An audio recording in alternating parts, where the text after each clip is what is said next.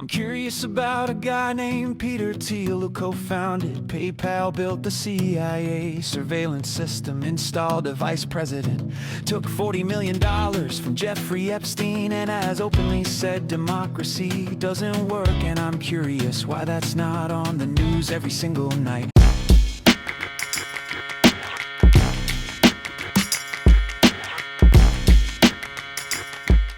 Good morning, YouTube. Drill Sauron here. And before I leave to take my sabbatical, if you will. Next Monday, I'm going to be taking 3 weeks off so I can finish my documentaries for different candidates I got going on. And I got a special guest host coming for you, Crash Dummy. I've interviewed him before. I'll put that right here. And a really, really smart, talented, and engaging guy. I think it's going to be great for the channel. But before I leave to go on my sabbatical, there's some topics that I don't usually cover because it's just too dense, it's too in-depth, and it's a whole thing. It's what it is, it's a whole thing. But I found this, what you're about to watch, is the way that you do this, the way that you can make it palatable for a long enough period of time to actually convey the information. Check this out. It's amazing. It's genius. I love it. We'll come back at the end. I'm curious about a guy named Peter Thiel who co-founded PayPal, built the CIA surveillance system, installed a vice president, took $40 million from Jeffrey Epstein, and has openly said democracy doesn't work. And I'm curious why that's not on the news every single night. Thiel co-founded PayPal with Elon Musk, sold it to eBay for $1.5 billion, and in 2003 he started a company called Palantir, named after the sea and stones in Lord of the Rings, the ones the Dark Lord Sauron used to spy on everyone and corrupt anyone who touched them. And he named a surveillance company after that on purpose. Most villains at least try to be subtle. The CIA gave Palantir its first investment through a fund called Incompatible that has received $1.2 billion of your tax dollars since 2011. So we help fund a surveillance company that now charges the government nearly $1 billion a year to use our own data against us. We paid to build the thing that watches us. Cool. Palantir builds the software that the CIA, the NSA, the FBI, and ICE all use to track people, and ICE paid them $30 million to build something called Immigration OS. It pulls your passport, your social security number, your tax records, your license plate scans, and gives you a score like a credit score, but for whether you get deported. The Israeli military uses Palantir's AI to identify targets in Gaza. UN report found it was used in what they called unlawful use of force, causing mass civilian casualties. This is a company launched with your tax dollars being used to decide who lives and who doesn't. Thiel has said in writing that he doesn't believe freedom and democracy are compatible. He follows a philosophy called the Dark Enlightenment that says democracy is a failed experiment. Society should be run like a corporation with a CEO king at the top. A government is supposed to work for the people. We literally invented this country on that idea, and he wants to replace it with a subscription. We never agreed to that, we can't cancel. One of his side quests is giving private lectures, warning about the Antichrist, which he describes as someone who uses surveillance and fear to control the world, and then points at Greta Thunberg as if the teenage activist risking her life to bring food to the people whose lives his technology is destroying is the problem.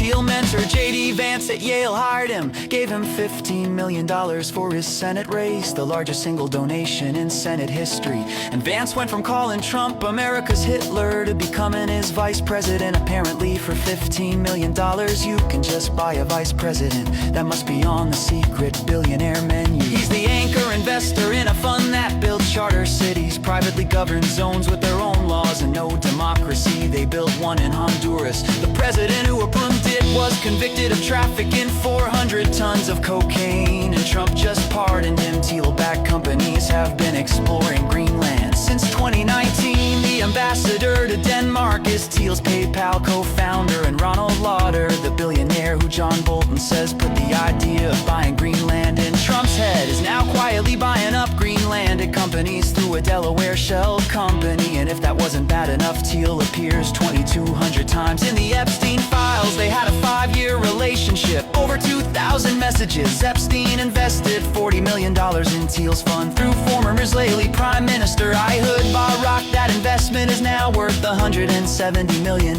The single largest asset in a dead sex trafficker's estate, held in a trust Epstein signed 2 days before he died in a cell where the cameras weren't working.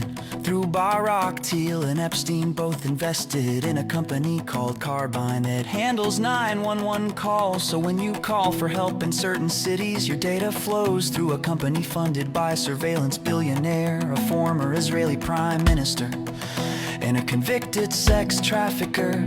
So just to recap, one guy built the surveillance system, collected the data, helped pick the targets, took money from a sex trafficker, installed the vice president, doesn't believe in democracy, is building a private country, named everything after a dark lord, and lectures people about the Antichrist. And somehow he's not the main character on the news, he's not even a side character, and nobody's even asking. We've all seen some version of this movie before, except in this one. Nobody is coming to save us. We have to save ourselves. Yeah, so that's why I don't talk about it. I mean, the seeing stone, the dark seeing stone, if you watch the video, you'll know the company I mean when I say the dark seeing stone. They use AI, though. They use AI. That means that they're oostbid. See, if you're a human, you can kind of get the context of what I'm saying, but AI can't. And so we're going to have to do all types of different ways of speaking sometimes when we start talking like this, and different titles that have different meanings that things like AI cannot get around. And half of what this is an experiment. Like, we'll see if everything I've been doing is getting like 2,000 views or whatever it is. But when I do a title like this, and I do a little bit of weird vocalizations and different wordings, if I get 30,000, then you'll know exactly that I was correct. If not, you'll try something else. But we're smarter than that. We're smarter than AI, at least. We're human beings, even though they only see us as cogs in a wheel. That will be our greatest advantage, because intelligent people, human beings, get context, inference. We can indeed deduce from fact points. AI cannot. They regurgitate. They collect information and regurgitate trends, possibilities. We can beat that. If we're smart, we can beat that. But you got to know that it's there first. So you'll see really smart people starting to do really cool videos talking about the things that only those who know would know, like the Dark Seeing Stone Company. You'll know what that means now. You know what it means when you hear me say, fight the system. You'll understand why I say it like that. And those of you who understand can relay the message. This is something that I learned, not just in the military, but you learn it in the military, and it's a way of open coding things. We're going to start using that. You're going to start seeing titles that look weird. Don't be afraid to click on it. Thumbnails that seem opposite to what I usually do. It's only because I'm fighting the system, and that's it. You got me, right? Because the time to fight is now. The tools will be different, strange, but creative. Those who fight against us are not. That's why we'll win. The time to fight is now. Hey, yeah, you. Before you click away to watch someone unbox a tactical toothbrush, let's talk about something real. Political Drain isn't just another content mill. We're a digital front in a very real war. Not with bullets, but with ideas, with action, and with solidarity. We pair urgent news with critical education. And we build community around actual resistance, not the hashtag kind. The kind that moves. But here's the thing. None of this is free.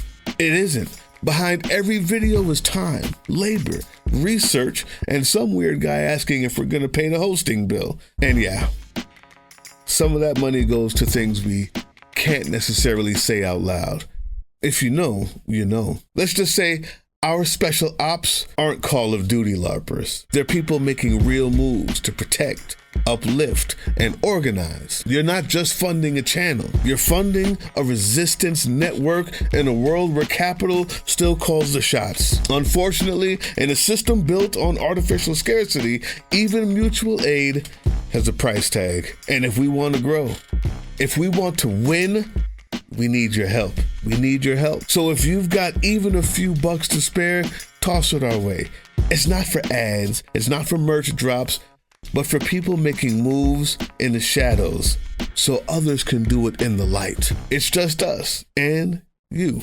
So fund the mission, fund the fight, fund the future, because nobody's coming to save us. We save each other. That's how this works.